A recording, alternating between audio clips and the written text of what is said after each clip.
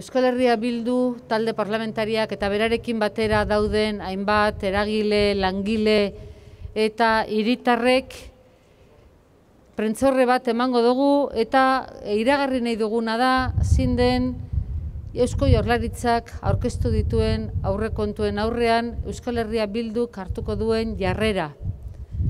Erabaki dugu bi osoko zuzenketa egingo dizkiogula aurrekontuei. Lehenengo osoko zuzenketa izango da diru sarrerei eta bigarrena gastuei. Eta kokatu nahi ditugu bi osoko zuzenketak gure ikuspuntu honetan, honela azaldu nahi dugu. Lehenengo eta behin, Euskal Herria Bilduk ez ditu konpartitzen aurrekontuen irizpide politikoak eta berauek egiteko modua. Alde batetik esaten zaigu larrialdi egoera batean gaudela eta beharrezkoa dela guztiekin batera aurrera egitea, aurrera ateratzea, baina gero aurrekontuak egiteko orduan betiko moduak, betiko metodologia erabiltzen da. Hau da, goitik berakoa, eragilekin kontatu gabe, eta besteen iritziak, besteen proposamenak aintzat hartu gabe.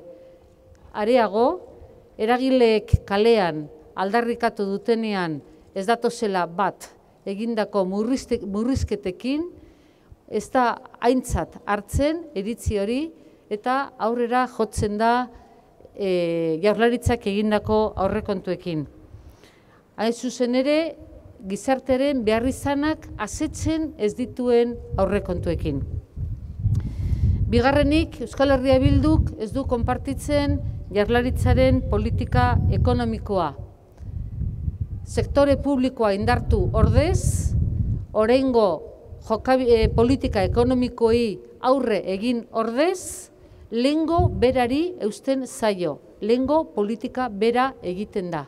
Jarraipen hutsa krisi honetara ekarri gaituzten politika ekonomikoekin. Beraz, austeritatearen ikurra hartzen da eta albo batean izten dira neurri piztaileak, ekonomia piztu edo berpiztu dezaketen neurriak.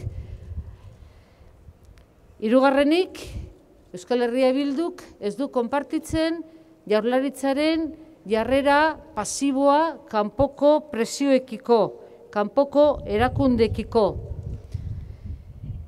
Bi gauza esaten dira argi aurrekontu hauetan. Bat, egoera larria dela. Eta bi, ezarritako legeei men egingo zaiela. Bai, Europatik datozen legeak eta bai Madriletik datozenak. Hain zuzen ere, beharrezko izan bazen ere, konstituzio bera aldatzea uda batean legeak aldatzeko. Lege hoien menpe jartzen du Jaurlaritzak bere burua.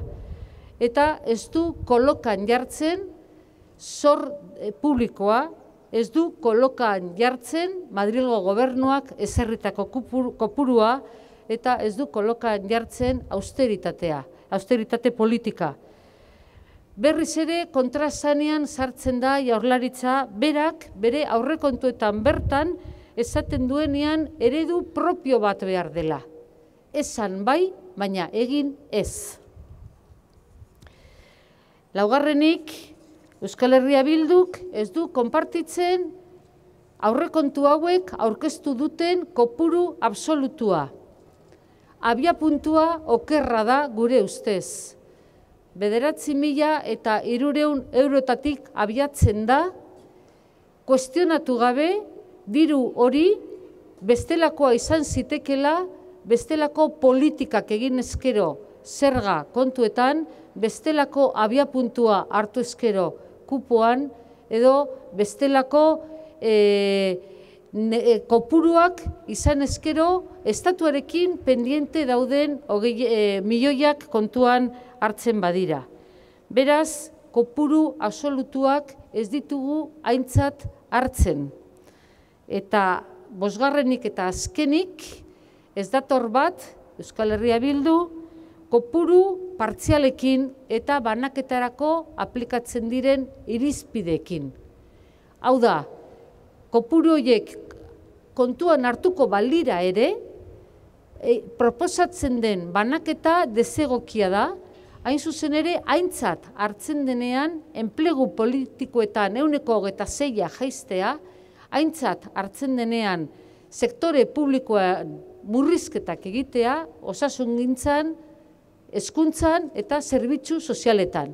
Eta aldiz, beste atal batzuetan, proportzioan ez dago inolako murrizketarik esate baterako seguritateren arloan.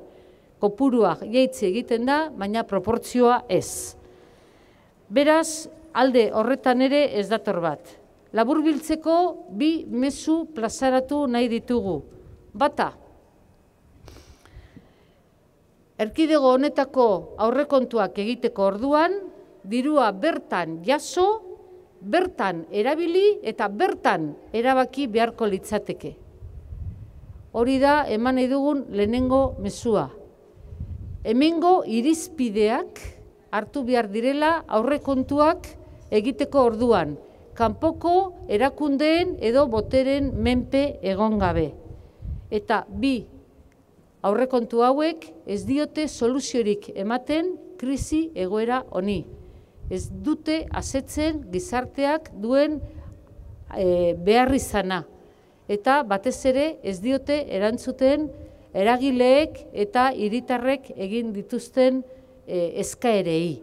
Beraz, horregatik guztiagatik, bi osoko zuzenketa plazaratuko ditugu, esan bezala, lehena diru sarrerari eta bigarrena gastuei.